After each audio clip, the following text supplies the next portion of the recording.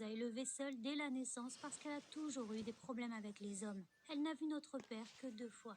Le matin quand il est venu pour son petit déjeuner au café, où elle travaillait comme serveuse, et le soir quand il est venu la récupérer en voiture. Le travail de maman était horrible aussi, et pendant toute ma vie, je me suis sentie pire que les autres. Nous avions des vêtements affreux, une nourriture horrible, et parfois même pas de cadeaux de Noël. Mais ma stupide sœur était tout de même fière de notre humble vie. Mais cette fois, sa stupidité est allée trop loin. Comme il n'y avait pas d'argent dans notre famille, nous sommes entrés dans un collège communautaire.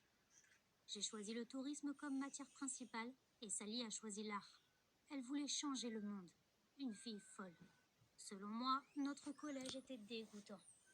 Je ne voulais pas du tout y étudier, mais il le fallait. Il me fallait juste un diplôme et c'est tout. Mais un jour, Monsieur Jeffers est venu dans notre collège et j'étais stupéfaite. Il enseignait l'histoire, était très intelligent et sentait très bon. J'ai remarqué qu'il portait des vêtements et des chaussures très chères. J'aime ça. J'aime beaucoup lire des magazines présentant des vêtements de marque. Un jour, je porterai aussi de beaux vêtements. Je le jure, mais pour l'instant, je ne comprenais pas pourquoi il était là.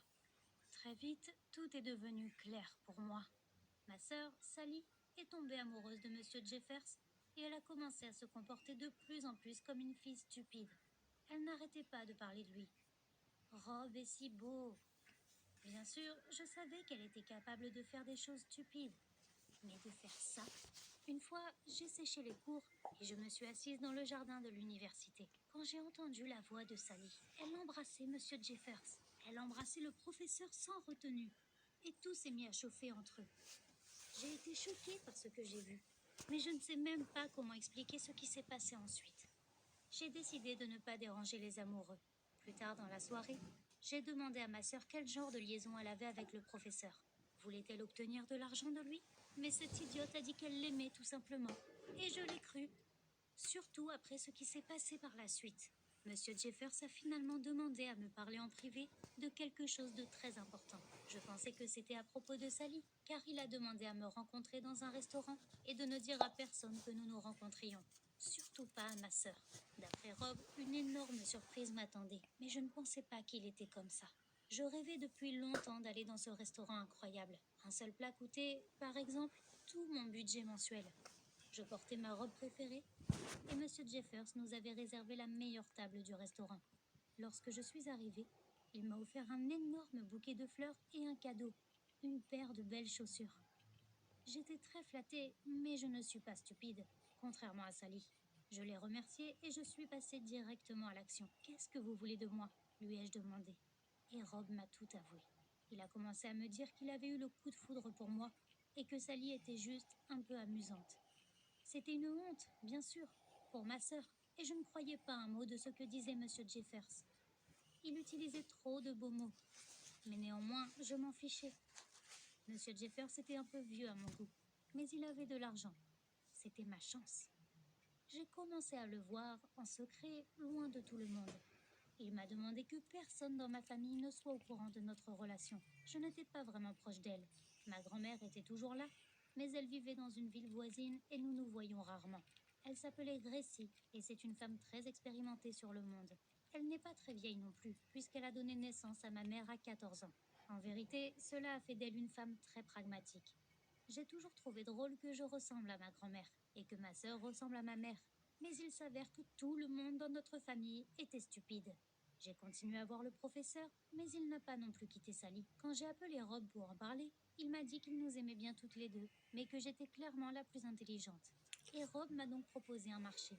Il m'a dit qu'il avait toujours rêvé d'avoir un beau bébé intelligent, mais qu'il ne voulait pas se marier. C'est pourquoi il était venu à notre collège pour trouver une mère porteuse, et bien qu'il nous aimait, ma sœur et moi, il a décidé de me le demander à moi. Rob était prêt à me payer 100 000 $ pour un enfant. Tout au long des 9 mois de grossesse, il allait subvenir à mes besoins et m'acheter des cadeaux. Mais il y avait un piège. Je devais tout cacher à ma famille. Qui était le père, les conditions de notre transaction, etc. Nous avons signé un contrat, mais l'affaire était complètement différente. 100 000 $ était ma chance d'avoir une nouvelle vie, d'échapper à la pauvreté qui m'entoure. Je donnerai naissance à ce bébé, le lui rendrai, et je serai alors capable de me débrouiller seule. Dans 10 ou 15 ans, Je pourrais même avoir ma propre famille. Je n'étais pas encore particulièrement enthousiaste à l'idée de fonder une famille, mais Rob et moi avons commencé à nous voir plus régulièrement, et peu de temps après, je suis tombée enceinte. Je n'oublierai jamais le matin où j'ai compris exactement ce qui se passait. Notre maison n'avait qu'une seule salle de bain que nous partagions toutes. Finalement, j'ai eu un retard dans mes règles. Enfin, j'ai pensé. J'avais envie de mes 100 000 dollars. J'ai donc fait un test de grossesse et il s'est avéré positif. Mais ensuite, tout a commencé à dérailler à cause de mon plan.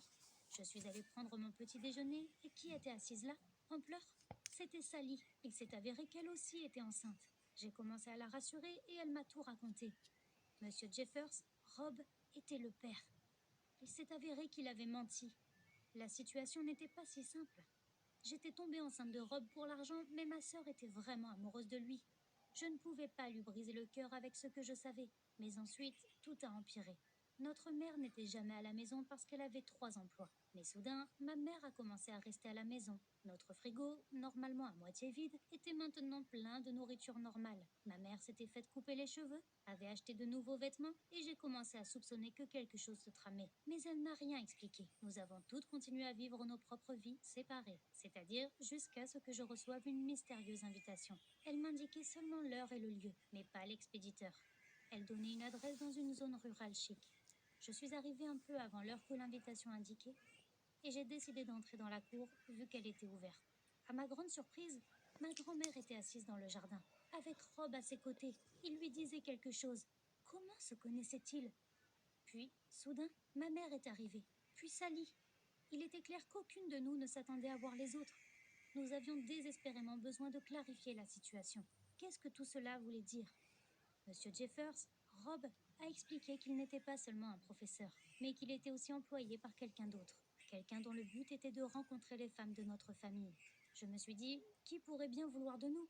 C'est alors que ma grand-mère a vu quelqu'un sortir du manoir et a crié « Steve !» Je l'ai alors vu pour la première fois. Et Steve m'a expliqué pourquoi il avait invité chacune d'entre nous. Il s'est avéré que c'était son manoir chic et qu'il connaissait ma grand-mère depuis longtemps. Il aimait ma grand-mère depuis près de 40 ans, mais elle ne l'avait pas du tout remarqué. À 14 ans, elle était tombée enceinte d'un ami de Steve, dont elle était follement amoureuse. Malgré leur jeunesse, ils avaient été heureux ensemble. Steve ne savait pas qu'ils avaient rompu 5 ans plus tard. Il avait alors pensé qu'il n'avait aucune chance et avait beaucoup souffert, cherchant ma grand-mère dans toutes les femmes qu'il rencontrait. Il rêvait que ses enfants ressemblent à son premier amour. Tout avait changé il y a 6 mois lorsqu'il avait accidentellement rencontré son vieil ami, mon grand-père. Steve a appris qu'ils avaient rompu il y a des années. Steve, à ce moment-là, était un homme d'affaires très riche et très seul, qui ne pouvait pas avoir d'enfants, et sa femme était morte il y a longtemps. Il s'est avéré qu'il avait toujours gardé une flamme allumée pour ma grand-mère. Avec amour et sentiment, il avait engagé un détective privé pour découvrir des informations sur la vie de ma grand-mère, pour en savoir plus sur elle et sa famille. Il n'a pas osé venir à proximité, de peur qu'elle ne le voie, mais il a adapté son plan en fonction des informations qu'il a apprises sur nous. Les riches ont bien sûr leur propre manie, mais c'était vraiment bizarre. Il voulait avoir un enfant avec les gènes de ma grand-mère, un enfant qui lui ressemble. Steve avait engagé Monsieur Jeffers pour séduire une femme de notre famille en lui promettant 2 millions de dollars par enfant. Ce Steve était fou. Monsieur Jeffers voulait un maximum d'argent, à tel point qu'il a alors essayé de nous mettre toutes enceintes en même temps. Moi, ma sœur, ma mère, même ma grand-mère. Après tout, elle est encore relativement jeune et peut encore tomber enceinte. Rob nous a offert 100 000 dollars à chacune d'entre nous, sauf à Sally. Elle était vraiment tombée amoureuse, la pauvre. Mais l'horreur est que son plan a fonctionné, avec tout le monde.